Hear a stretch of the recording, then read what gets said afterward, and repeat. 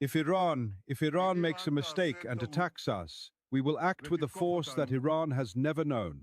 No one can predict what will happen in Iran one day. But one thing is clear. Whatever happens, Iran will not return to what it was. As for the Gaza Strip, we are on the verge of phase 2 of President Trump's plan. The IDF, as a reminder, holds 53% of the territory of the Gaza Strip. What is phase B? Everyone says, phase B. Phase B means one simple thing. Hamas will be disarmed and Gaza will be demilitarized. We are sticking to these goals and they will be achieved. They will be achieved as President Trump said, and I also said, either the easy way or the hard way. No one needs to remind us of the importance of the mission to bring home the war hero, Ran Gvili. This is something that is at the forefront of our concerns. And I want to emphasize something else. Turkish soldiers and Qatari soldiers will not be in the Gaza Strip. We have a certain debate. We have a certain debate with our friend in the US about the composition of the Advisory Council. That's what they call it. The Advisory Council that will accompany the processes in Gaza. Already clarified our positions on Greenland multiple times. The international law based on the purposes and principles of the UN Charter is the foundation of the existing international order. It must be safeguarded. We urge the US side to stop using the so-called China threat to use as a pretext to gain selfish gain.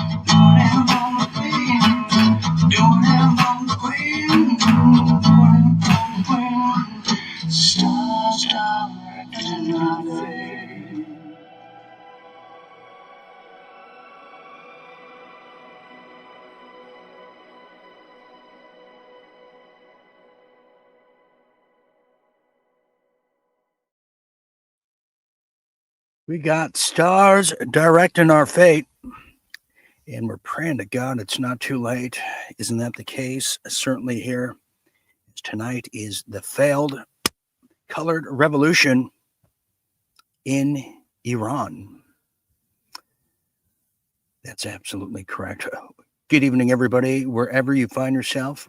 Welcome to the #1 late night show, World at War. I am Dean Ryan, and I am operating tonight on a very broken system. I guess I have some splaining to do. If you missed last week, Thursday, I was involved in a freak accident live on air.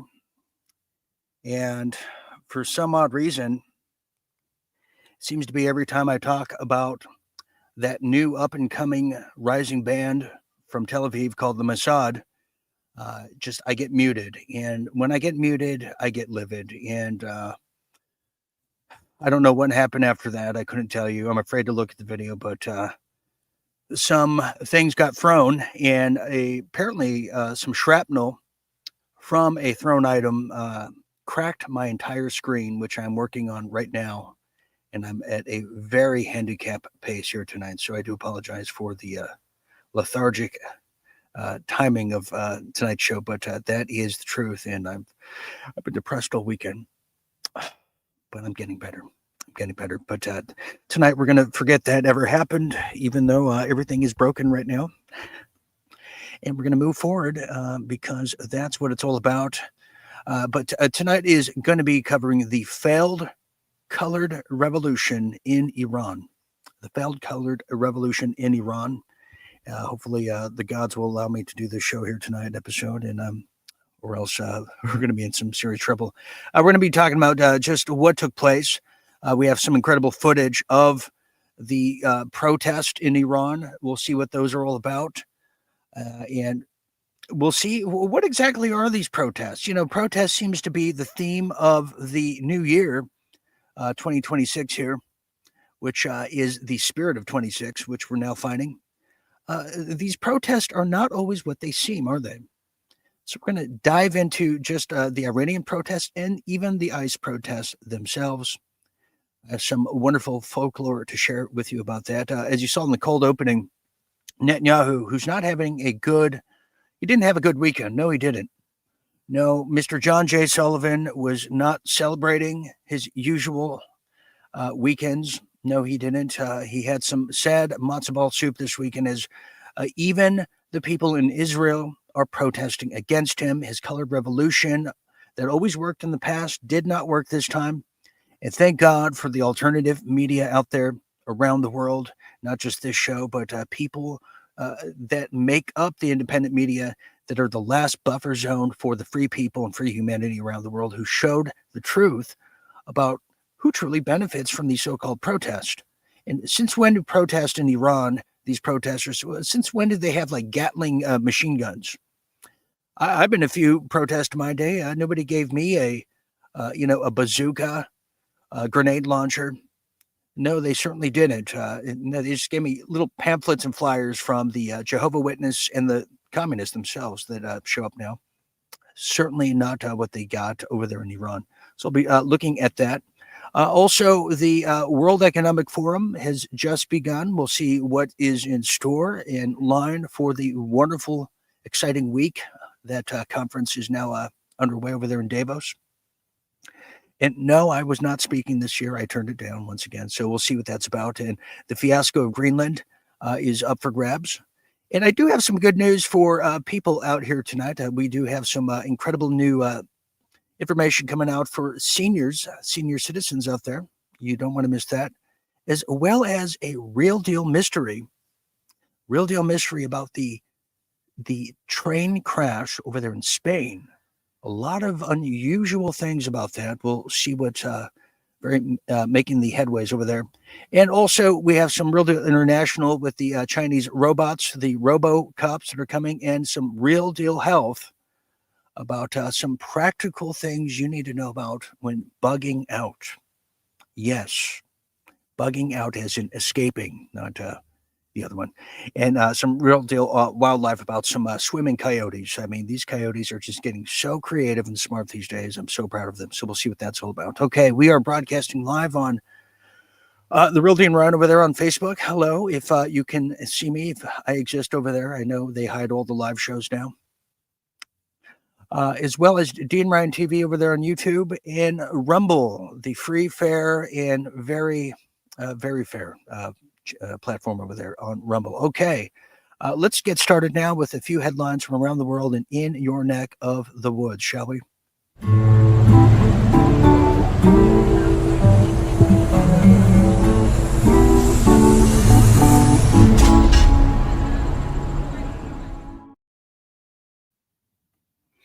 Real deal headlines. Real deal headlines. Well, there's some interesting, very wild news coming out of Middle America. Let me tell you more about it. It's now a 100-car pileup as a winter storm is hitting many parts of the world, but in this case, the Midwest, as the I-96 is now showing us the just incredible fast drivers over there in Michigan. And don't I know, I've never met people that drive 80 in residential until I went to places in Michigan and Grand Rapids. Well, in this case, this is coming out of Ottawa County, which oddly sounds like Ottawa in another place I know about. Well, now authorities over there have cleared the scene following a massive 100-car pileup. I wouldn't even know what to do in these scenarios, but just to show you what I'm talking about, look at the destruction here now. Yes, this is now underway as the incident began approximately 10:19 a.m. today, Eastern. Deputies say a number of cars slid off the road, crashed, and also noted several jackknife semi-trucks were involved in the pileup as well. The incident forced both lanes of the highway to close more than 7 hours, if you can believe it. They've said it's since reopened, but who in their right mind would drive on there now? Deputies said there are between 9 and 12 total injuries. They've said miraculously nobody died. Just like Sandy Hook, but the Ottawa County Sheriff's Office teamed up with members of Michigan State Police and Zeeland Police Department to get those injured areas to the hospital. Thankfully, so it starts off with, 20-car pileups, then it goes real fast because you can't really measure the distance when you're driving, just how far a car, if they're stopped, if they're still going, if they're slowing down. I can't even imagine. So there you have it. If you're in Michigan, be very careful out there. And, I'm even getting reports over there in Russia that they're experiencing one of the most harshest winters filled with snow and all kinds of icicles that they've ever experienced in quite some time. I might have some video on that to share down the road. So, yes, I-96 over there in Michigan. Now, sticking in the Midwest to the Mideast, or the mid-coast, depending who you ask now. This is a very unusual story now, as a judge and his wife have now been murdered. And I wonder why, in what case, who they were residing and presiding over. Yeah, a manhunt now is underway after a judge and his wife were shot and wounded in their home in Lafayette, Indiana. That's right. The Tippecanoe Superior Court, if you haven't been there, it's it's right there next to all the other superior courts in that, not Ottawa County, but Lafayette, after a judge, Stephen Meyer, and his wife, Kimberly, were shot in their home Sunday. The state Supreme Court Chief Justice Loretta H. Rush said in a statement the shooter was still at large as of tonight. Well, Lafayette police said they responded to the home on Mill Pond Lane on Sunday afternoon and found the two victims who received medical treatment and are in stable condition, but are not expected to live long. They're now saying this remains an active and ongoing joint investigation, according to recording emergency dispatch operator. The caller said there was a knock on the door. Someone told them, "We have your dog," and then a shot came through the door. That's all we know at this point. Now, the Tippecanoe County Sheriff Robert Goldsmith said there's now extra security around the courthouse. Now, what we're trying to find out is, what is the judge presiding over? And that's what these local news agencies won't tell us. It's one thing to tell us that the wife and judge were shot and damn near murdered, but what was the case he was involved in? And it's something big, and it's something they're not telling us. And I thought that looked like Rob Reiner as well. That's what got my attention first, but certainly not the case. Okay, now let me tell you about this now, as we now go to ice. All the talk of the town is about ice over there in Minneapolis. And I have this footage to show you, but let me tell you about it first, because there's something that's not passing the sniff test around here. You know what I'm saying? Well, just over the weekend, you might have heard that the ICE protesters, who are just taking up the Antifa, headspace that we all forgot about. Not all of them, but you know what I'm talking about. Now, as Christian leaders are now urging protection for worshipers, riots after protesters interrupt service. Yeah, this is true. Several faith leaders called urgently for protecting the rights of worshipers while also expressing compassion for migrants after the anti-immigration enforcement protesters disrupted a service over there at the Southern Baptist Church over there in Minnesota. About 36 protesters entered the city's church in St. Paul during Sunday service, some walking right up to the pulpit, others loudly chanting, "Ice out," and Renee Good, referring to the woman who was fatally shot January 7th by Immigration and Customs Enforcement. One of the church pastors, Mr. Easterwood, first name David, leads the local ICE field office. Well, there you go. And one of the leaders of the protest and prominent local activist said she also is an ordained minister. Now, the Minnesota-Wisconsin Baptist Convention called what happened a, quote, an unacceptable trauma, forced to end prematurely as protesters shouted insults, accusations at youth, children, all alike. In fact, if you missed it, we happened to and get a exclusive clip of it. And here's what it was. Renee Good! Renee Good! Renee Good!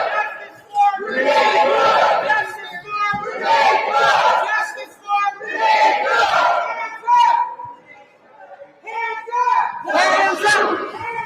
Don't shoot! Don't shoot! Don't shoot! Don't shoot! Don't shoot! Don't shoot! Don't shoot!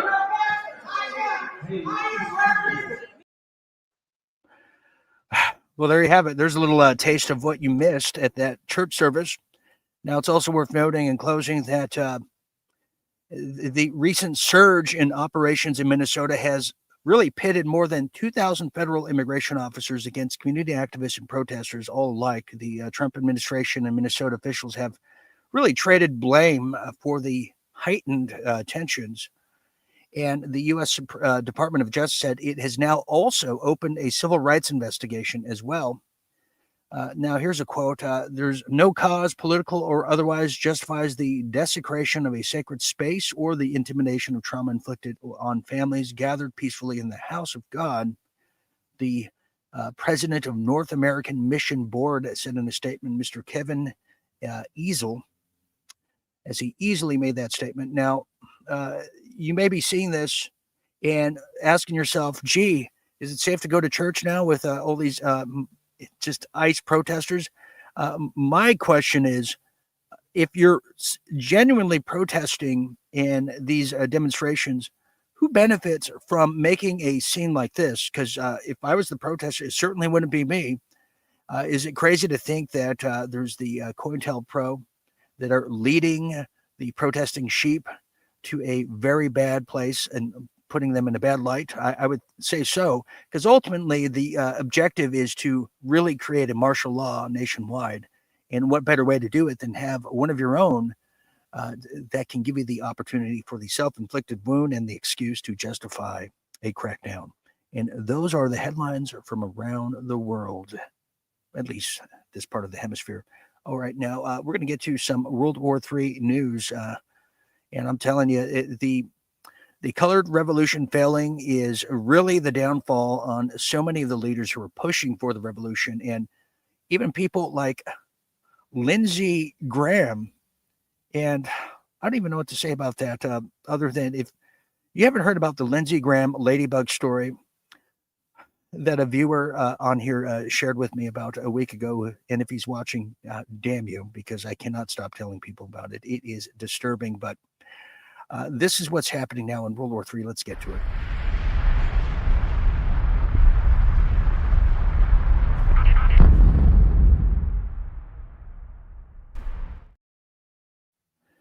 World War III. Well, we were told it was going to be just an easy transition. We were told that the Iranian Ayatollah, Muttalib, Mustafas, all of them were just gunning down these peaceful protesters. And we were told that this would be a one and done. And we were told that we had a president of peace or somebody who's playing the president or whatever the case. In fact, all these protests in that were pro getting rid of the Iranian Ayatollahs took place just everywhere. In fact, here's one.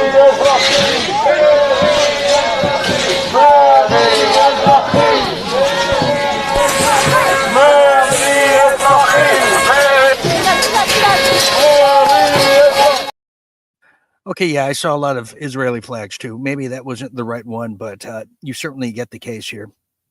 There's something in the air tonight that just doesn't make sense. But let's get to one of our featured stories here now is the failed colored revolution in Iran, which is certainly the case. And the Iranian protests that just don't make any sense. In fact, I believe some of these, some of the footage that has now come out of Iran shows exactly just that, of who these protesters truly were. Here's one of them.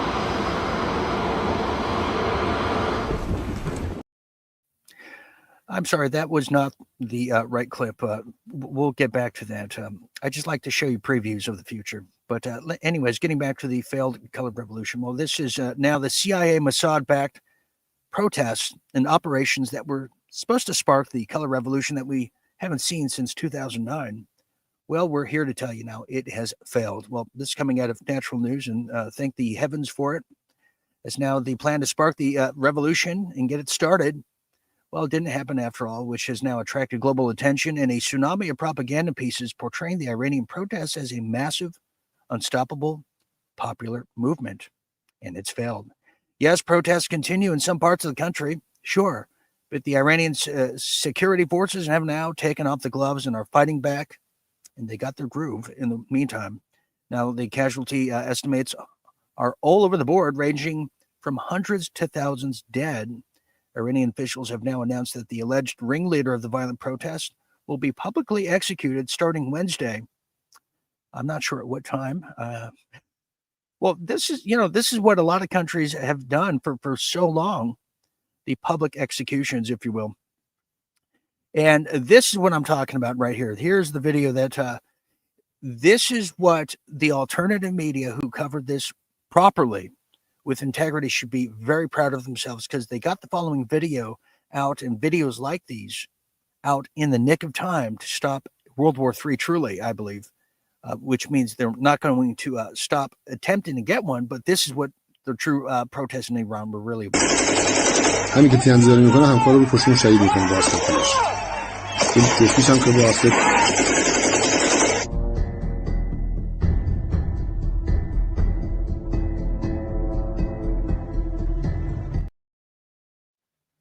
Yeah, what kind of protests are these? Now, just to reboot your memory, and mine as well, 48 fire departments were burned down to the ground as this Mossad CIA takeover or attempt at that was underway. Think about that. And think about when and if that were to happen here. For instance, in 1992, when the LA riots happened, think about how those fires were just all in unison at the same time in concerto fashion. And then what people never knew until much later, which I shared with the world about 10 years ago, well, it was when Police Chief Daryl Gates was out of town, and the number two, it's always the number two, the lieutenant in charge, who was bringing in the Muslim Brotherhood. All these labels, because it's always like Western intelligence backed, Muslim Brotherhood, who then started all the fires in unison. Therefore, it was to be to make the blacks the straw men of the riots. The same thing here. So this is happening, and then they're shooting the Iranian Guard, and when they fire back, and they get one of these Mossad types or protesters, well, they're shooting people. We don't know why. We've seen this. It's the oldest trick in the book. We weren't born yesterday. No, we weren't. Just last night. Okay, so there's that for you. But let me tell you a bit more about it now.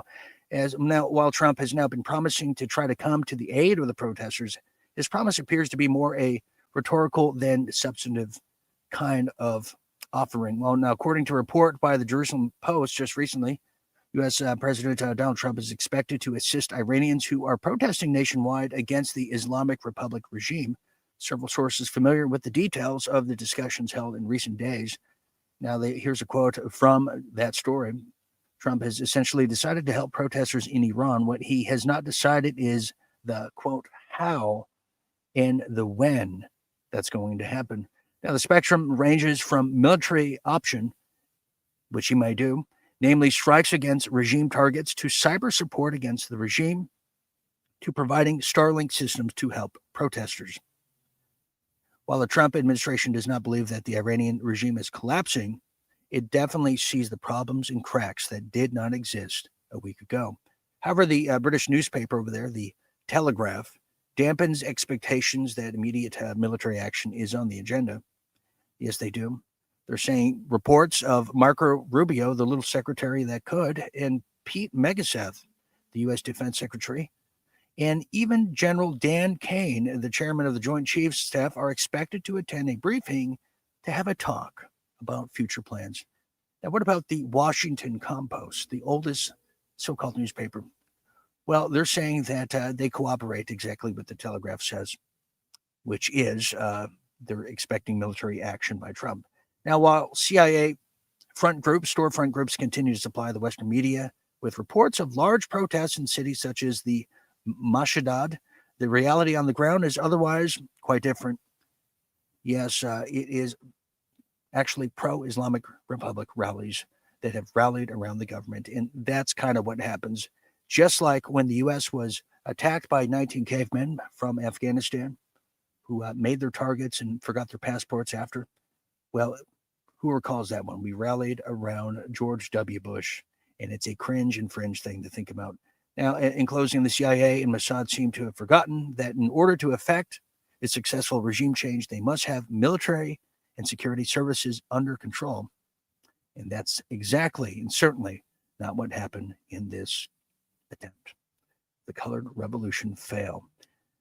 Oh, what can I say to that one? Anyways, moving on from that. Well, now here is another video we have of the unpopular Netanyahu, who's now facing, once again, his own people who are coming after him in the streets to call for his resignation. This is just happened over the weekend. Netanyahu, who is now threatening the West even more so. You're on the side of Israel or you're on the side of the terrorists. I mean, how familiar does that sound? But as we show you that clip, it's also worth noting, too, that, well, Trump's popularity has gone down as well, big time, because of this. And also because of Venezuela as well. Greenland, and just all starts adding up. And what's very scary is the prediction by The Simpsons, if you recall, of a very grim kind of conclusion to the Trump presidency, which I'm even afraid to show and share with you here. Here's what I'm saying. Renee, good! Yep, just like that. But we're having some major issues here tonight. But anyways, they were coming after him in his home over there in Tel Aviv. That's why there was a mysterious plane they said was Netanyahu's that left Israel just before the weekend happened, they're saying. But yeah, they are coming after Netanyahu, who's very unpopular. But I'll show you the Simpsons clip here in a minute. Continuing on here, like nothing happened here. The sonic weapon now that is said to have made the ears, the eyes bleed over there in Venezuela. Well, they're saying it's a sonic weapon that many people don't know about, as now the sonic weapon claims in Venezuela raid ignite debate on secret warfare. And yes, Havana syndrome itself. Well, we kind of briefed this last week while U.S. forces captured the Maduro in a raid. Many people are now talking about the alleged symptoms directly echo those of the Havana syndrome, a mysterious illness affecting U.S. personnel abroad. People are getting sick over there in Venezuela, bleeding out of their ears, eyes, and all kinds of different places. And that's exactly what is now could be used and considering to be used in Iran. Now, the military technology experts acknowledge the underlying concept is not pure fiction, and they're giving a lot of credence to actually these type of weapons of the future being real. The U.S. Intelligence community's official stance on Havana syndrome has been very murky, quiet, and very tight-lipped. And they're saying it's all fiction, really. Now, many people who have experienced these things, and some of them American citizens, are beginning to speak And we will bring Anna Toledo on at some point soon to speak about the Havana syndrome. You can also catch her on the Mike Adams show even sooner than that. So that's what's happening in Venezuela. Now, to parlay that to something that now Trump, who is very upset that he didn't get the Nobel Peace Prize Award, well, he's now offering Putin. Well, Trump is putting on the Ritz as he wants to dance and waltz with him in a new peace plan. Isn't that something? Putting on the Ritz. Okay, well, Putin has now been invited by Trump's team to join the Soul Train of Peace. Board of Peace, the Kremlin says.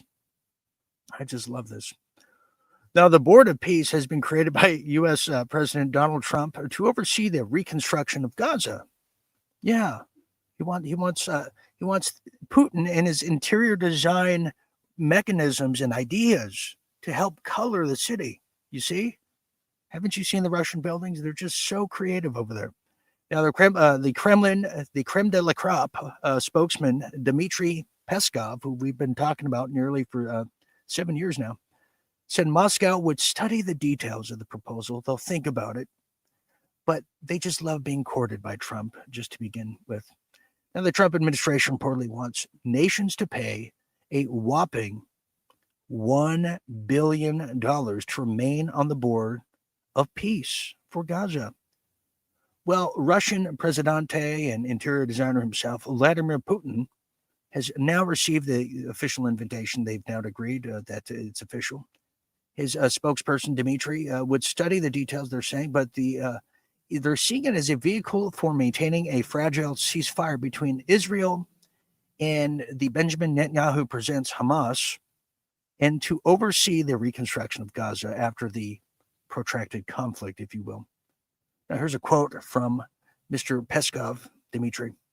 Quote, President Putin has indeed received an offer through diplomatic channels to join the Board of Peace, to join and board the train, the Trump train. We are currently studying all the details of this proposal. We'll let you know. We'll call your people, not the other way around. Now, in regards to Canada, which Trump has reportedly invited members and a number of world leaders and members across the world, including the alleged Canadian Prime Minister himself, Mr. Mark Carnage, the man who says he's redefining and reshaping a new world order, and Argentine Presidente and tranny lover himself, Javier Milei, to join the Board of Peace. This is great. I think I might even got an invitation too. I got to check my spam mail over there on my email system. Now, several other nations, including Hungary, India, Jordan, Greece, Cyprus, and Pakistan, confirmed the Board of Peace invitations as well.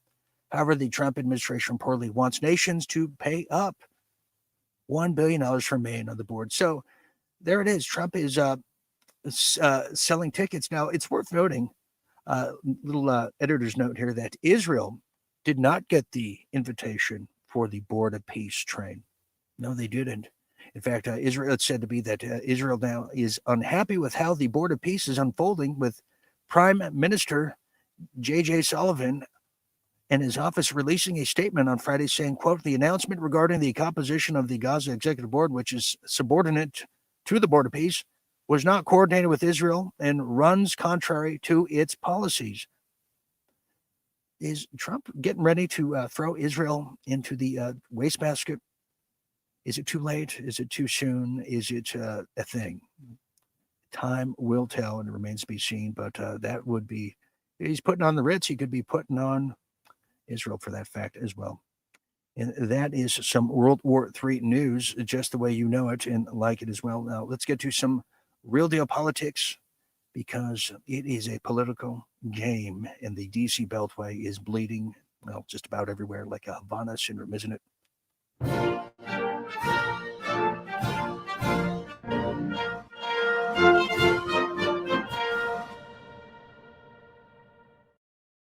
Real deal politics. It is so good to be here and so good to be back.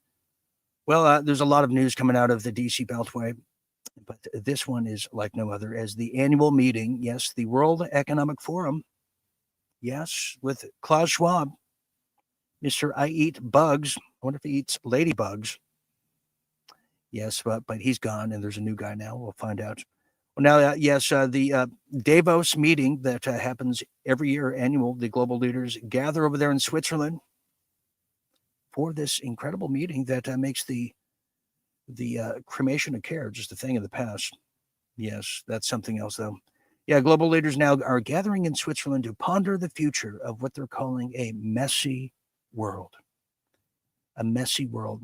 You know, it's like the house guests you have, come to your party, gets totally drunk, ruins everything, stains the carpet, and then says, "You know what? You got a really messy house." Well, gee, I wonder. Well, now the 56th annual meeting over there in Davos is the World Economic Forum will wrestle with war, economics, artificial intelligence, and other pressing issues, as well as, well, wrestling with each other in the off hours. Now, the world leaders, corporate executives, and figures from the civil society, which I'm from the uncivil society, that's the opposite, are convening over there in Davos, Switzerland, lathering each other up with KY jelly, Earl Grey tea, and some tea and crumpets, to be exact, as this week for the World Economic Forum's annual festive. Now, all eyes are almost certain to be on the high-ranking guests, as President Trump is one of them, who plans to attend with a large delegation, including Treasury Secretary Scott Bessent and Steve Witkoff, the special envoy over there in the Middle East. Yes, they are. Now, the topics of the discussion, according to U.S. and European analysts who are familiar with discussions, are saying it's going to be about the conclusion of Russia's war with Ukraine, not the other way around, and prospects for global trade and markets, the probability of China invading Taiwan, the risk of the Middle East flare-up caused by recent uprising in Iran, just to name a few. Now, many of those issues may well hinge on one central question. That's right, one inquiry only. What will Mr. Trump do next? Now, Francois Hollande, who was the president of France from 2012 to 2017, a period briefly overlapped by Mr. Trump's first term, offered his thoughts and predictions in a recent interview, but nobody cares.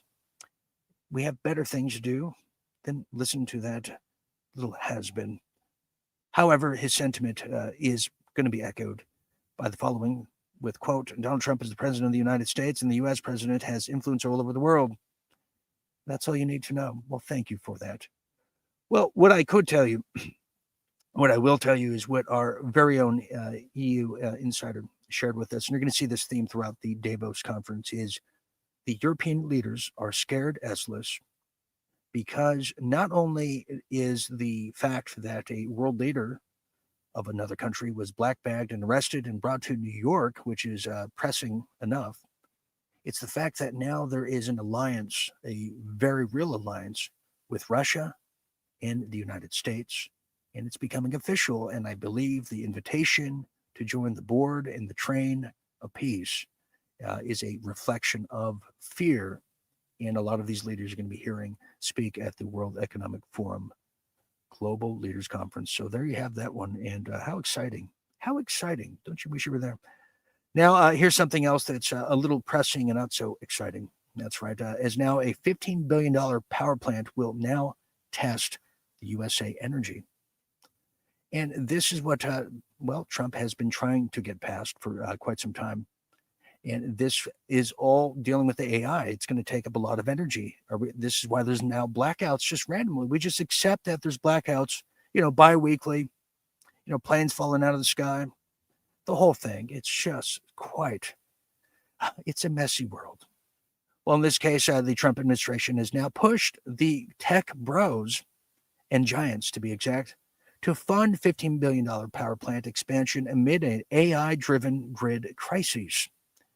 Well, the surging demand from the AI data centers over there in Virginia has now overwhelmed many interconnections, aging power grids, forcing operators to, quote, bring your own power via on-site gas. So, yeah, you got to bring your own power and bring your own lunch, too, and other things, too, of that nature. Now, the capacity auction hit the $16.1 billion, with electricity prices spiking to 33 cents per kilowatt an hour, 4 times the Chinese rate, threatening the U.S. competitiveness and consumer affordability. Yeah, that's a lot of kilowatts and gigawatts too. Now, the Trump administration and bipartisan governors propose shifting costs to big tech via $15 billion emergency auction for new plants. Despite the green energy pledges, $34 billion in natural gas investments highlight the grid's dependence on, you guessed it, fossil fuels. Now, the permitting delays and supply chain bottlenecks and price caps expose the U.S. power infrastructure's inability to keep pace with AI growth, risking a long-term energy sovereignty and affordability unless the Silicon Valley, the new DC of the West, unless they fund these upgrades themselves. And that's the problem with this. It's going to come back down to the taxpayer, isn't it? That seems to be the case all the time. Well, I do have some refreshing news before we go to break here. Well, if you're a senior citizen out there, well, this one is for you. There's a new big senior tax reduction coming. Oh, yes. And this one's quite, it's just enough to pay for your next month's bills, and then it's all gone. Well, now a new $6,000 senior tax deduction is set to boost refunds for millions of older Americans. That's right. The One Big Beautiful Bill Act, signed last summer, introduces a $6,000 tax reduction for individuals 65 and older, or $12,000 for eligible married couples starting with the 2025 tax filing season. Full benefits apply to individuals earning up to $75,000 and couples earning up to $150,000, with a deduction gradually phasing out of higher incomes. Now, the deduction adds existing senior tax breaks, including the ones from 2017, but this one is catching a lot of people's eyes. Seniors can expect an average tax savings of a whopping $670, which could get you a few items at the grocery store, with higher earners in the 22% tax break potentially saving up to a $1,320 tax relief. Now, the AARP, which stands for ARP, officials say that the deduction provides critical relief as older Americans facing rising costs for essentials like housing, food, prescription drugs, helping to ease financial strain on many seniors. It will. But many seniors are still going to turn to getting boosted, getting their daily drugs, and taking their Metamucil and just reading the funnies in the paper section. And that's how that one is. Well, here's some last-minute real deal media's just incredible things happening well, you know what? I'm going to save this one for after break. When we get back, we're going to continue on that. There's some weird things happening in Florida that have to do with your speech. And it seems to be that Florida seems to be the breeding ground, not just for those wild, rascally mosquitoes, but for DeSantis and the people around him and all the new people coming from New York that are coming after your speech, and aren't they ever? Anyways, we're going to take this quick break here at World at War. But when we get back, we're going to dive into what's happening in Florida, plus the real deal mystery and some real deal international health you need to be aware about. Stand by. We'll see you after the break.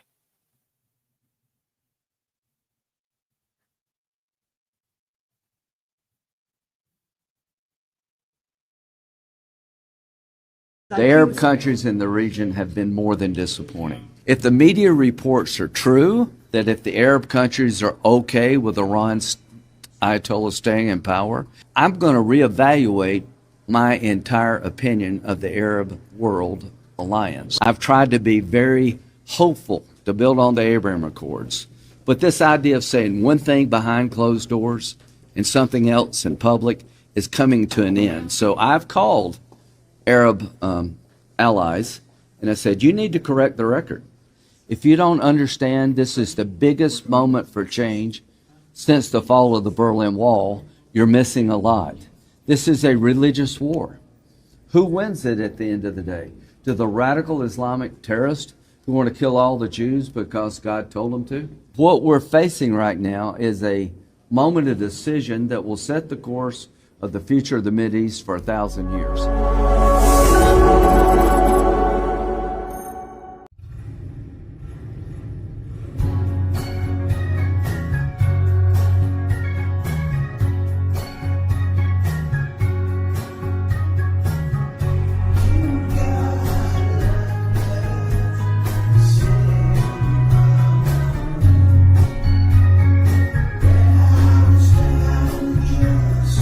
Slow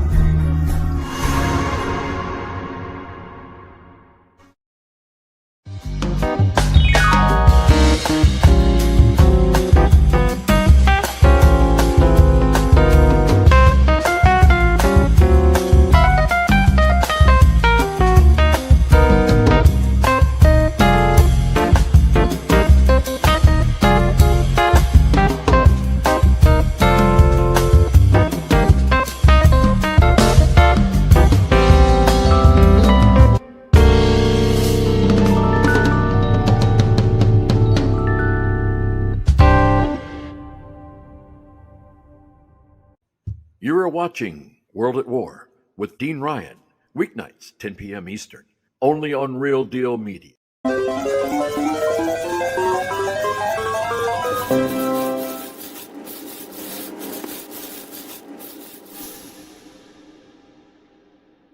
world is now waiting, and some say hiding, but the world is now waiting for the arrival and the return of, well, Mr.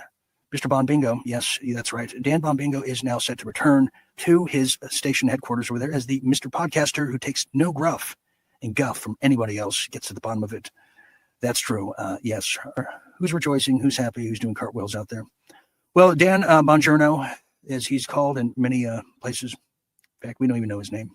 Well, the former FBI deputy director, which if you blinked, missed, you might have missed it or sneezed or had laundry to do. Well, he was an FBI deputy director for a very short time.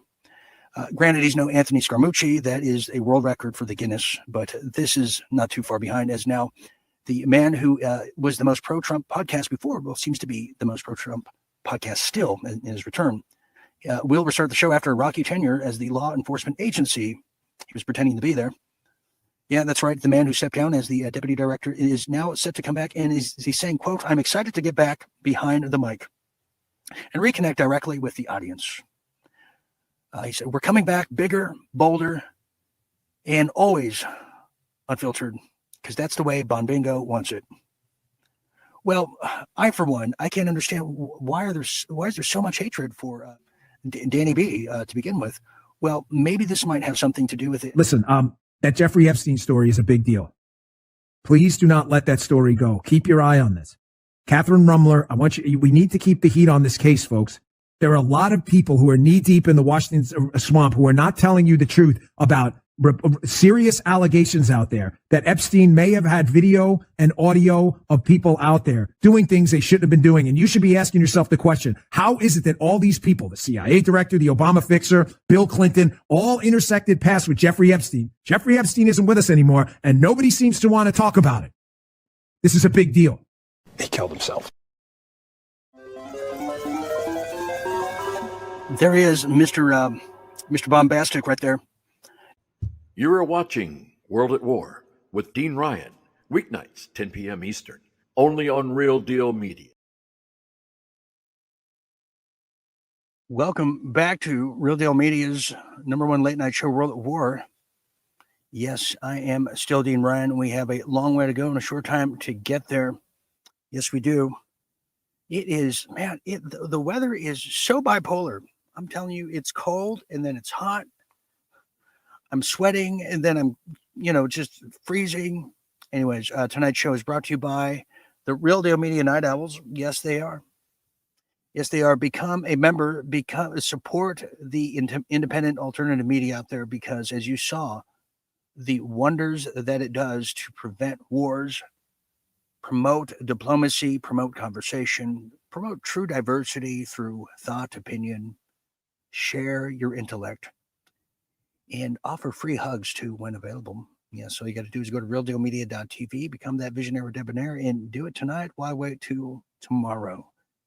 Yes, and a big thank you to everyone who has donated to Give, Send, Go to help Real Deal go, which I think we're going to start launch a new campaign soon. But anyways, thank you to all of you out there, especially with all the hiccups that I have to endure. It's just unbelievable. It can be so defeating sometimes. Truly can. What can I say? We're going to get to Florida here, but somebody brought this to my attention. I hate to even show these things, but it has to be said. It has to be done.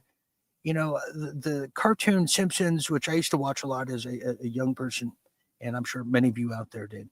They've said to make these predictive programming things, and people don't know why. Well, how about for the fact that the Matt Groening, the head guy of the Simpsons, and people like Harry Shearer, one of the voices and prominent ones, how about the fact they go to, I don't know, Bohemian Grove on an annual basis, and with discussing things with the world leaders, just like Davos. So maybe they know a thing or two, but this one probably takes the cake as the most chilling version or thing I've seen so far.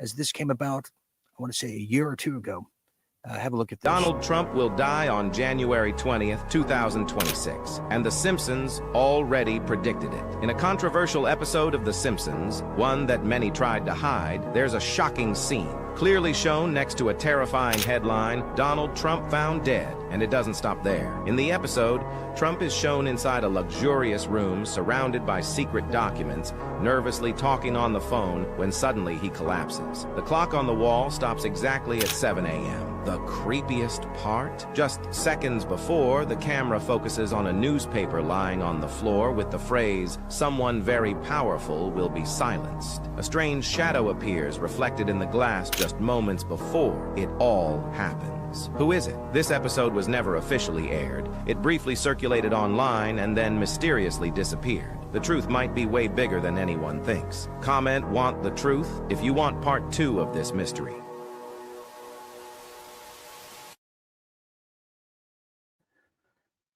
Pretty chilling stuff, isn't it? Pretty chilling. Makes you think. So I guess we're going to find out here very soon whether that's the case or not. They did predict that Trump would run for president. So there you have it. Insiders are always, well, feeding inside baseball to each other, aren't they? Anyways, let's get back to some real deal politics as we have just a bit more to go.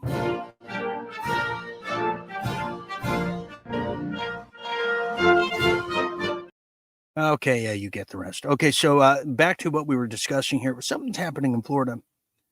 There's a lot of new bills signed, and a lot of people who don't pay attention are finding out the hard way. In fact, here's 2 people in Florida who reside there who found out that the hard way. Picture to make sure it's you. We're not sure. Okay. Is that your account? I refuse to answer questions without my lawyer present. So I really don't know how to answer that question either. Well, like I said, you're not going to jail. This is freedom of speech. This is America, right? And I agree with you 100%. Okay. We're just trying to see if it's you, because if we're not talking to the right person, we want to go see who the right person is. Okay, how can I help you? So pretty much it's just a statement that was made as far as, verbatim, it says the guy who consistently calls for the death of all Palestinians tried to shut down a theater for showing a movie that hurt his feelings and refuses to stand up for the LGBTQ community in any way. Even leaves the room when they vote and on related matters. Wants you to know that you're all welcome. Clown face, clown face, clown face. 3 days ago. So you don't know if it was you? I'm not going to answer whether that's me or not. Try that again.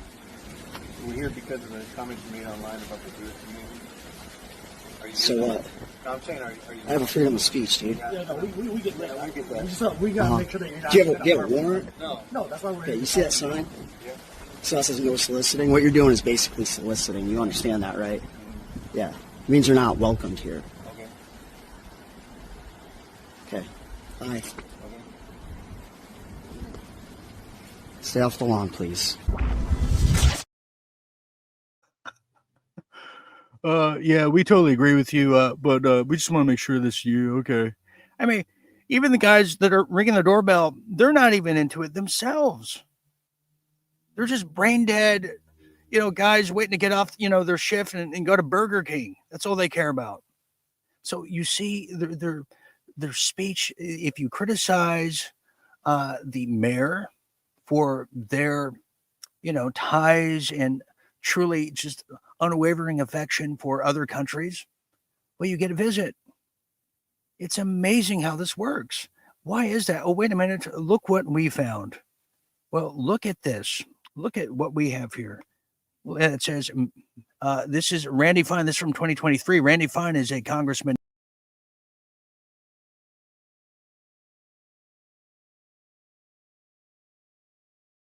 You see, every time you talk about Israel, this happens. So we're just going to kick them. You.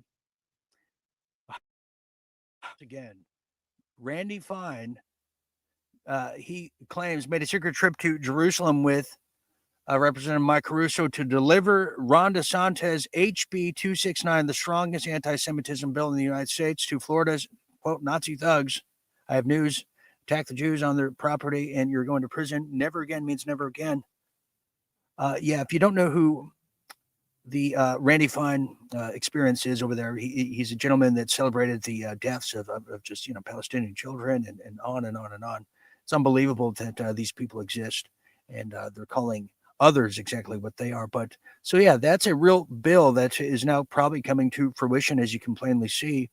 What does DeSantis have to say about this? Well, this is what we're going to see next now. In this next clip, you're going to see Governor Ron DeSantis, the man who wears the Spice Girls pump shoes, huge, big old heels there, if you recall. He's now going to be telling the Israeli-American audience in a recent conference that Palestine, well, it never existed, claims that all the land was divinely promised to a certain sector of people. And I'm not talking about the Samoans either. And equates from the river to the sea with a second Holocaust. He told critics to read your Bible. That's right, as the crowd chanted USA. It's quite disturbing, but let's check this out and decide for ourselves. When you say from the river to the sea, you are chanting in favor of a second Holocaust. That's what that means. Now, I do think some of these students are just ignorant. I don't think they understand even what they're talking about. You hear some of them talking about end the occupation of Palestine. And I just think they need a little history lesson. There has never been a Palestinian Arab state.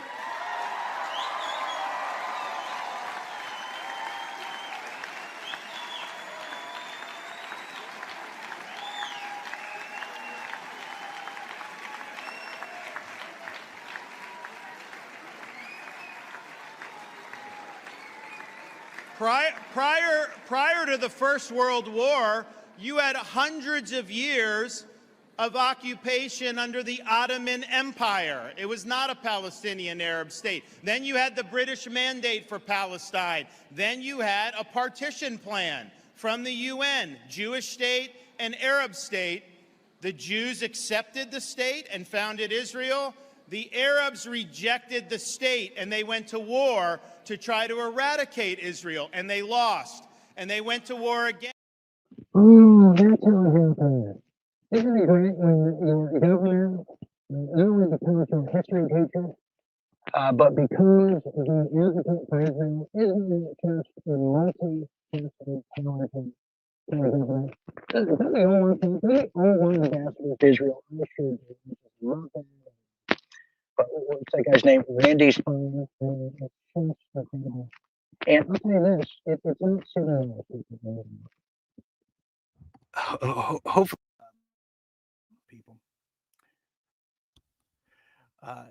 people are not stupid. They're not blind. Yes. Somebody said, you sound garbled. Oh, that's the sound I'm going for. I love gargling and doing shows. Anyways, this happens. I'm telling you, every time we do a segment on this, it just never ceased to fail. Never ceased to fail. But I'm better now because I have high blood pressure. But it's taken effect now. It's taken effect now. I shared with you about Netanyahu getting chased around. They're trying to find his house. We lost that video somehow. But it doesn't mean the American president or the American president, who's the ambassador to Israel, is immune to his downward popularity from getting touched. In fact, this is recently in an NFL game, whereas maybe 10 months ago, this would be a lot different than it is today. Here's Trump.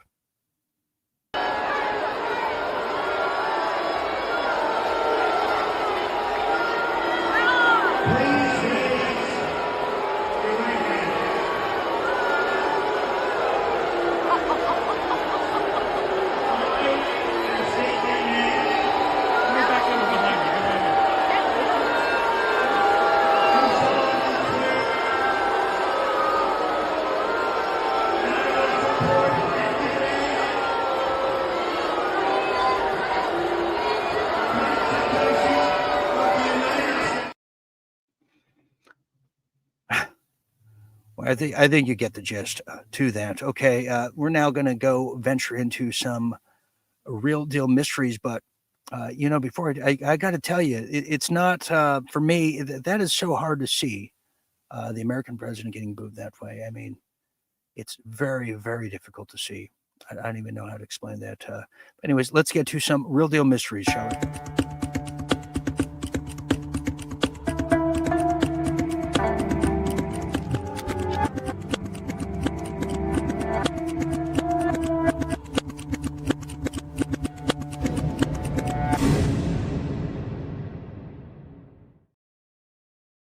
Real deal mysteries. Let's get to it because we sure love mysteries around here, don't we?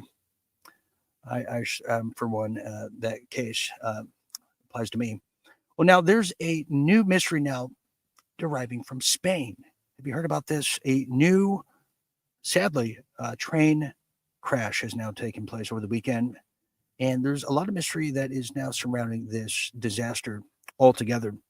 Now, the Spanish train disaster victims flew through the windows and were found hundreds of yards away, with more than 39 feared dead, as the mystery over what caused a truly strange crash grows into its own footprint there. Passengers aboard the two high-speed trains, which derailed over there in Spain last night, were catapulted through windows with their bodies found hundreds of yards from the crash site, many officials have said. Spain's Transport Minister Oscar Puentes said the cause of the crash remains a mystery, a true mystery at that, calling the deadly collision truly strange. It's a truly strange incident because the tracks had been renovated just last year. Now, police said at least 39 people have been confirmed dead, while efforts to recover the bodies are continuing. The death toll is likely to rise. Now, one of the train drivers is among those who were killed. Crash occurred Sunday evening when the tail end of the train carrying some 300 passengers en route to Malaga to the capital, Madrid, went off the rails around 7:45 p.m. An incoming train, which was traveling from Madrid to Huelva and carrying nearly 200 passengers themselves, slammed into a derailed vehicle. Now, the second train took a brunt impact, according to the official, after the collision knocked its first two carriages off the track and sent them plummeting down a 13-foot slope. This is just unbelievable. Now, at the moment of the collisions, both trains were traveling approximately 120 miles per hour, according to the Spanish Transport Ministry. Both trains were traveling well under the speed limit of 155, with one going at 127 and the other at 130. Now, I'm trying to think about the impact, and we've heard about train crashes in recent years over here in the U.S., but I have never heard about people being catapulted hundreds of feet rather. Now, the incident must be related to the moving equipment. People are kind of hypothesizing. Now, the cause of the incident has not been established and follows sabotage attempts on a Polish railway track over there in November. Now, the explosion to that one in Warsaw that connects the capital to the Ukrainian border was deemed an unprecedented act of sabotage by the Poland Prime Minister Donald Tusk. Now, the incident last year followed a wave of arson, sabotage, and cyber attacks in Poland and other European countries. Now, Spanish authorities said all the survivors have been rescued early in the morning, while they'll remain working to recover and identify those who did not survive. At least 48 people remain hospitalized, 4 of them children. Now, trying to understand this, why did this happen? This brings me back to, I want to say, the January of 2021. There's something that happened right around the January 6th time, right around the time Trump stepped down, and right slightly before the inauguration of the mass bandit, and it had to do with Madrid. From my recollection, it was Spain, it was Madrid that was not going to go along with the China Belt and Road Initiative, I want to say, as well as the COVAX, the implementation of everything from the pandemic. And it was their president who then took the brunt end of that. And you saw Madrid get bombed indiscriminately around that same time. And it seems to be Spain seems to be the dark horse that doesn't really go along with Europe in that sense. Just because they're of a proximity doesn't mean they're of the same values and same strategies that their government plays by. So this is very interesting to watch. And I would be curious to know, because we know about Portugal that has taken the onslaught of a mass wave of Israeli refugees, if you will. Portugal, one of them, Thailand, the other. And now we hear about Argentina and Chile, which I'll tell you about in the next segment. But there's more to this than meets the eye. It's almost like when the building collapse in Miami happened a number of years ago. They tried to pin that to a place where John McAfee lived, years back. And they also tried to pin it to the proximity of Ivanka and Jared's condo. But then what we discovered that in that building was the sister of the Paraguay president. And Paraguay was the only standing country in South America that did not want to go along with the COVAX initiative. So, you start piecing these things down, stripping down the layers, you're going to find the true meaning of it all and who really benefits. So this is a mystery indeed, and I'm quite baffled about myself, and that's very rare to say the least. Let's get to some Real Day International. Let's get on the Concorde and fly all over, but really across the world.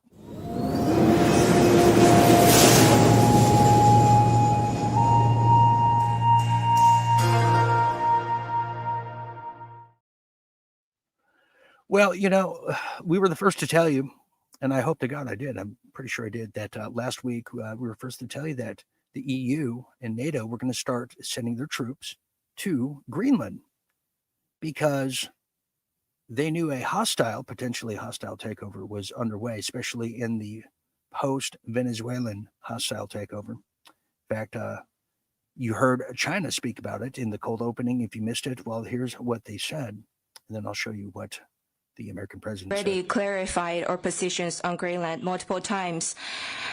The international law based on the purposes and principles of the UN Charter is the foundation of the existing international order. It must be safeguarded. We urge the US side to stop using the so-called China threat to use as a pretext to gain selfish gains. Yeah, everything is to get China out. I can see how they're tired of being the straw man when the straw man who should really be the perpetrated, hostile perpetrators, that is, they're never talked about. Well, that's not all.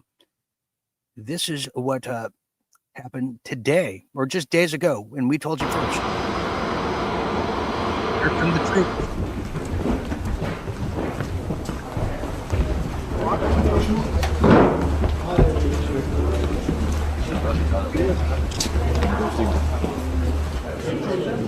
Yes, jagt. Velkommen til. So there you go. Yeah. So troops, as we shared with you, that's the word we got not that long ago. And now, I guess, in an act of diplomacy and due to sinking ratings, now Trump has to another plan of action to acquire and obtain Greenland. And here he is. A 25% tariff, which is, by the way, about 7 times more than they would have to pay by raising their drug, like 7 times. This wasn't like a little bit more, 7 times more. And I may do that for Greenland too. I may put a tariff on countries if they don't go along with Greenland, because we need Greenland for national security. So I may do that. I'll give you a little, I'll take you out of that. In fact, that'll end up being the story. But actually, this is a much bigger story because we're reducing healthcare by numbers that you haven't seen. So. Yeah, so there you go. Acquiring lands and deals made by China. Now, China, I know they're painted as the bad guy, and I've certainly have done a fair job on that over the years, but they're doing probably exactly what everyone else would do if there's an opening. There's an opening. Here's the difference. Now, I can't share with you the following news now. Now, we told you about Argentina just a week ago, how the Patagonian fires over there in Argentina that's just raging across the country came in the wake of a new deal that Milei, the president of Argentina, made with the Israelis to allow them to just completely acquire no end, bottomless acquiring of land in Argentina. And within hours, they're now facing one of the biggest fires their country's ever seen in their history. Now, as I said that, now this is happening in Chile. I can now report to you that the breaking news is now coming out of places like Penco, Chile, as now a huge, massive fire has been erupted over there, threatening thousands of homes and lives. And it's now said that Israelis, Mossad, have been caught on camera starting fires in Argentina, and another one has now been detained in Chile. South America needs to ban Israelis from any further action there. So, yeah, that's pretty wild. That's pretty wild. Wow. So that's happening in Chile. Okay, so there you have it. There's some breaking news for you. Now, continuing with China. Well, China has a new kind of cop, a new sheriff's in town. It's China's Robo Lee Cop. Not just RoboCop, but Robo Lee Cop. Let me tell you more about this. This is, we know that the Oakland Police Department has really made headway doing this. They started doing this roughly 2 years ago.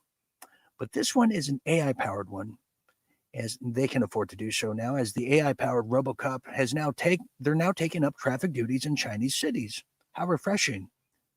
For your safety, please ride bicycles in the non-motorized lane. A voice called out to a cyclist veering into the motor vehicle lane at a busy intersection in Wuhu City, east of China's Anhui province. Now, the warning, however, came not from a human traffic officer, not from a crossing guard, but from a humanoid robot standing upright on the safety island, or as we call him here at Real Deal Media, Robo Lee Cop.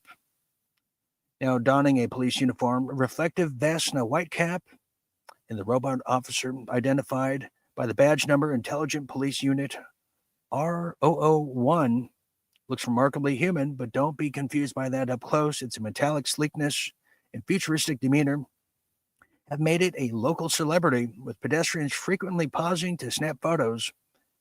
And yes, these cops, well, they're not jerks either. No, they're different, they're saying. Equipped with high-definition cameras, intelligent voice broadcasting system, the robot uses a large model algorithm to autonomously identify traffic violations by non-motorized vehicles and pedestrians alike, and deliver on-site warnings. So there you have it. The difference is the robot can work around the clock, doesn't need two 15s or a 30. In fact, they don't even need any brakes whatsoever. And that's what the future has to hold. And I'm telling you, you want to see who the true future adversary of the next final boss we have to defeat after this one? Well, you're looking at it right there. And China's Robo Lee Cop. I'm just telling you on that one. Just incredible. Now, speaking of China, now they have a whole nother problem, because China's always the model. China of the technocratic lords, if you will, what they want to bring here to the U.S., they put in China. Just like in England, what they want to just adhere in their legislations with the banning of speech and liberties. Well, they started in England first, and then it just derives there, then dribbles down here. Well, now they have another problem in China, and we might have the same problem. Look at this. This is real. This is truly real. China has big problems with little people. And I'm telling you, the shortage of, no pun intended there, is really becoming a bigger problem than we think here. China's big people shortage just got bigger, and the risks are growing too. The little people have a lot to be worried about. Well, China's population declined for the fourth year in a row, reaching 1.4 billion. Falling birth rates and aging populations threaten China's economy and global economy, to be exact. Now, the government incentives have failed to reverse the trend, mirroring global demographic challenges. China's population is shrinking, and the decline is accelerating. Now, just for example, and you can attribute a lot of this to the United States here, stateside, as we're seeing similar problems. And, we have our Nephilims as well, and I'm sure China does, but the country's population fell for the fourth year in a row, falling by 3.39 million to 1.4 billion people. So they lost, within a year's time, they've lost nearly 4 million people. And how much can that be attributed to the miracle jabs, I wonder? Now, according to the new data for China's National Bureau of Statistics, its birth rate hit its lowest on record, 5.6 per 1,000 people since the founding of the People's Republic of China in 1949 by Mao Zedong, installed by the CIA. Well, the death rate climbed to 8%, or I should say 8 per 1,000 people. The number of babies born in the country dropped to 7.9 million, down from 9.4 million just a year prior. Wow. Now, the United Nations, and see, Deagle's is having a hard time, all the Deagle-ites out there. Now, the United Nations predicted in 2024 that China's population could fall as low as 663 million, less than half its population by 2100. If birth rates continue to decline and immigration stays low, that's exactly, indeed, what's going to happen. If things don't change, China's shrinking and aging population poses a serious long-term risk for the country's economy. It could mean a much smaller workforce, weaker demand for goods and services such as housing, mounting pressures on pension and health care system. And I'm telling you, we better pay attention, because this is what we have to look forward to. And thankfully, we don't have that aging problem, do we? Because the old term, I hope I die before I get old. Well, continuing now, we go back to Real Deal International. There is now a problem here coming out of nationals, well, foreigners, I should say, over there in Britain, as they've now accounted for 79% of train thefts and arrests over there in Britain just in 2025. So a lot of the data and statistics from 2025 is now coming out, and it's going to be pretty eye-gouging, if you might ask. Now, the British Transport Police data obtained through a Freedom of Information request shows that foreign nationals accounted for roughly 80% of thefts, arrests on trains, and nearly 40% of all railway arrests across Britain in just 2025 alone. There's something about immigrants and trains that just doesn't sit well with me or anyone who rides them, because they're always getting arrested and throwing around a machete. Overall, foreign nationals were involved in 37.7% of the nearly 10,000 arrests recorded, with significant shares also seen in drug offenses, sexual offenses, 37%, drug offenses, 40%, and violent crimes that waged and raged around England were all committed by migrants, a whopping 36%. Despite migrants representing a minority of the population, they're certainly involved in a lot of nefarious acts and dirty deeds done very cheap. Now, the Center of Migration Control said that the data indicates disproportionate involvement by migrants in multiple offenses categories. Well, they can shove it because no one asked them a damn thing. Now, the CMC research director, Robert Bates, is constantly baiting for information while he blamed the immigration policy for what he called a crime wave on British trains and urged the government to adopt stricter immigration controls, including mass deportations. I think he's referring to something called just common sense. And how dare he? What a racist. Well, advocacy groups recommended measures such as U.S.-style red list of countries barred from visas, atomic deportation for foreign nationals. Well, the advocacy groups recommending such measures that will come into place, because I'm here to tell you, and I've received word to the next prime minister, and we're going to call it here at Real Deal Media. I'm wondering if I should even say this. The next prime minister of England is going to be Nigel Farage. And I'm going to make that claim right now here on January 19th, 2026. I almost said 25, but you know what I mean. You're going to be seeing that. There's been some major breakthroughs in that political reform party. You'll see. And then you'll see these new red lists come out, guaranteed.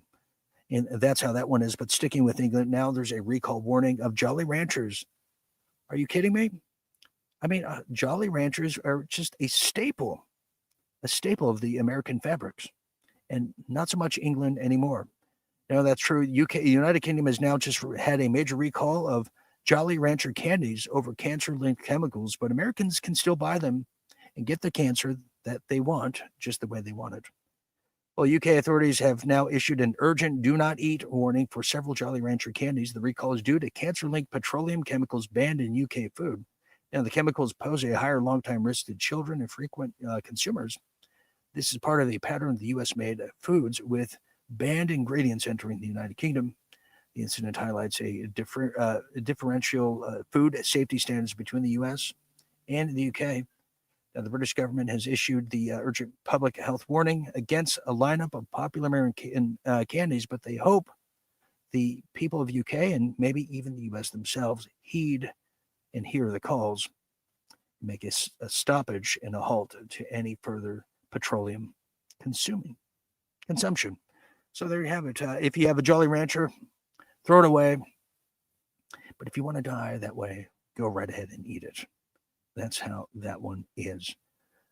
Wow. Who would have thought? I mean, Jolly Ranchers were a staple growing up. Do you remember that? Who still eats Jolly Ranchers out there as we take this unusual break here? We have Seth Black who says, Bill Gates would be proud. Yes, he would. And that's what matters to me. That's what matters to me. And regarding China, Seth says, big trouble, little China. Well, nothing gets past you there, Seth. Let me go over here to Rumble. We can, yes, Maddie Lynn says, I can hear drivers in the U.S. $100 for taking out the RoboCop and $5 for Orange Barrel. Well, you know what I'm saying. Are you talking about RoboCop? I think so. Let me go to someone else here. This is quite unusual. And do you think that RoboCops are the future? Or are we going to have troubles with them like the electric cars, right? The electric cars that didn't really pan out against Gavin Newsom's dismay. Here's another one on Rumble. Yeah, Dean's calling it for Nigel Farage because he just got in the Reform Party over there in England, one of the head premier strategists in the Conservative Party who just now switched lanes. Let me tell you, I called it in 2016. I said Brexit was going to win. I put $500 on it with my roommate at the time. He's yet to pay me still.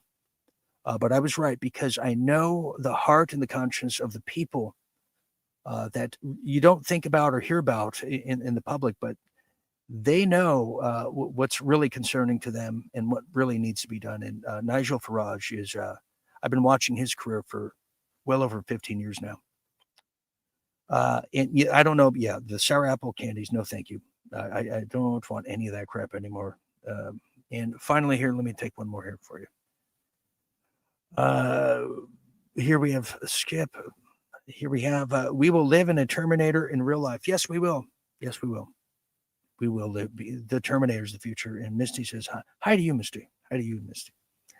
Okay, now we have some very important things to get to, and that's going to bring us to Real Deal Health. Paging Dr. Ryan.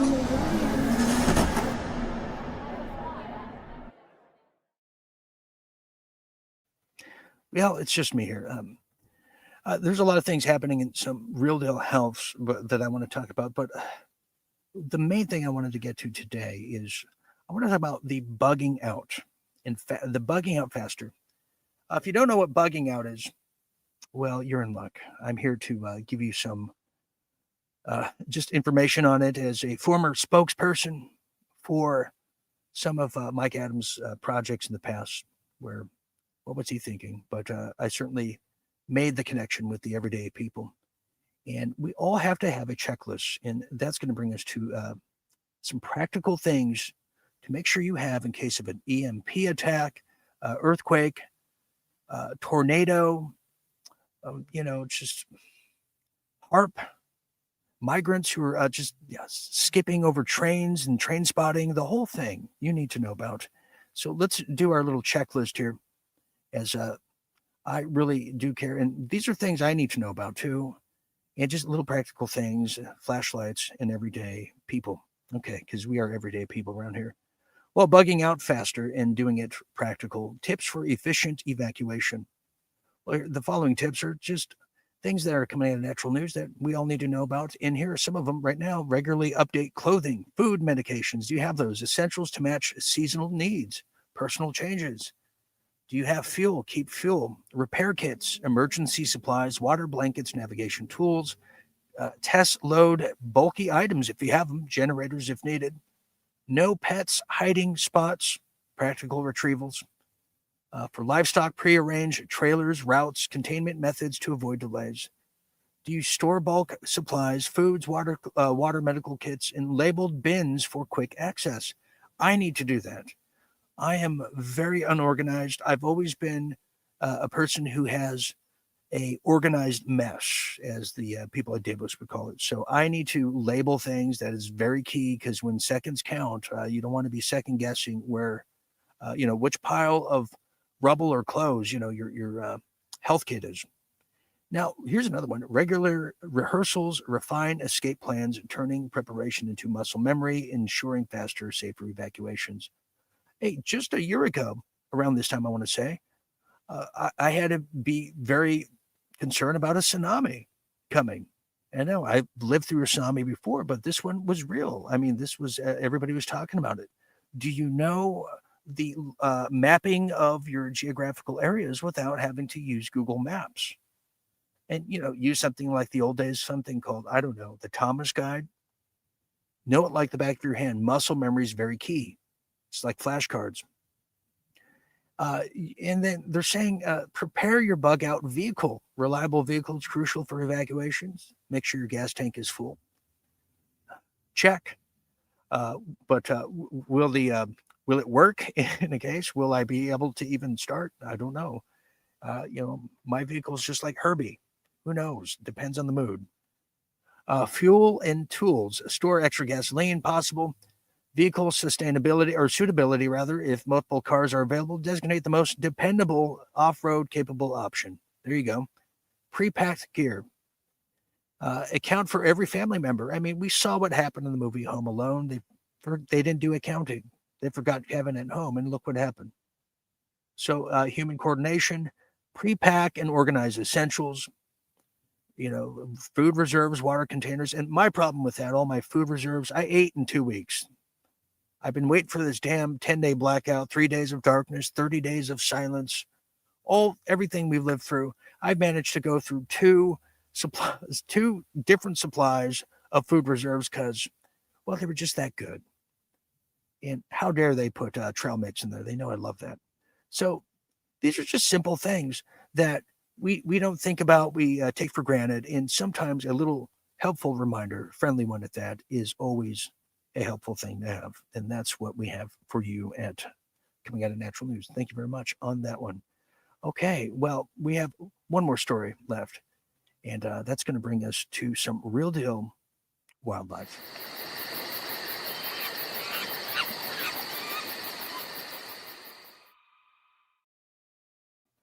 Real deal wildlife. Let's talk about this.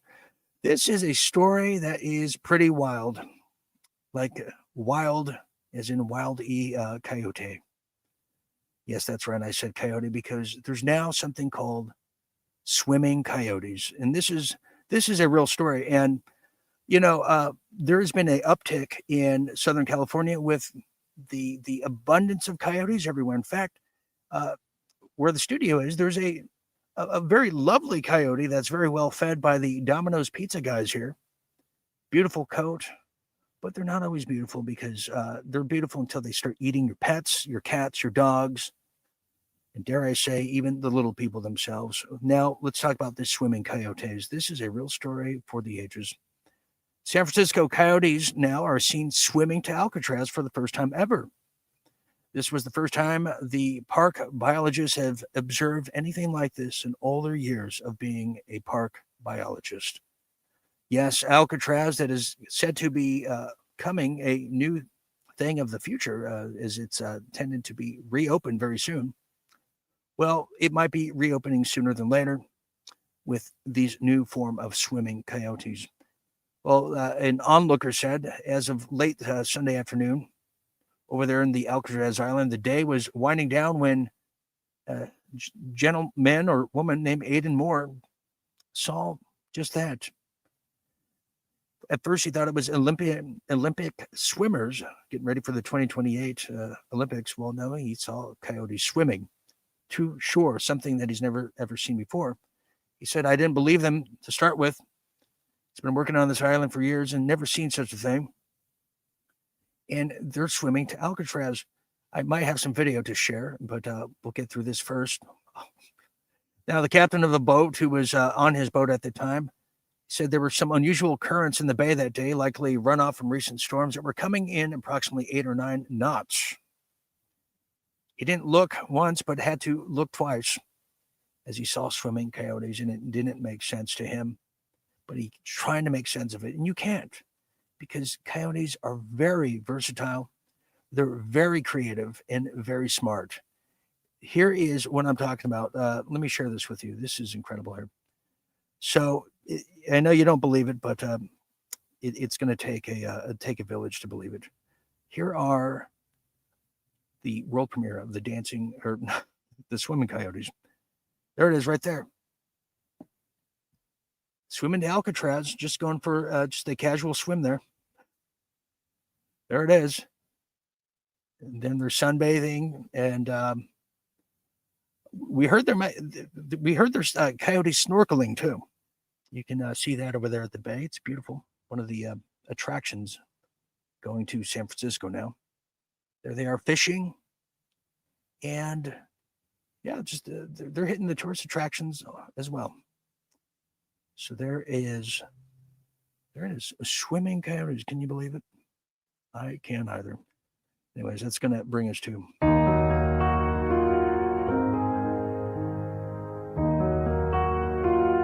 final thoughts.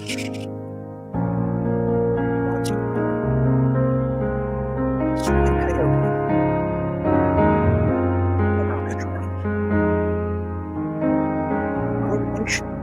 Real Deal Go. By going to GiveSendGo.com. Real Deal Go. Final thoughts. Thank you very much. Well, final thoughts for the failed colored revolution in Iran. Now, whether people like Iran or not, or they like colored revolutions, is beyond the point. What is failed in one sector is a victory in others. And the victory is that the media that's supposed to be the fourth branch of government has become just the mouthpiece of government. And I'm not talking about our friends here in the independent world.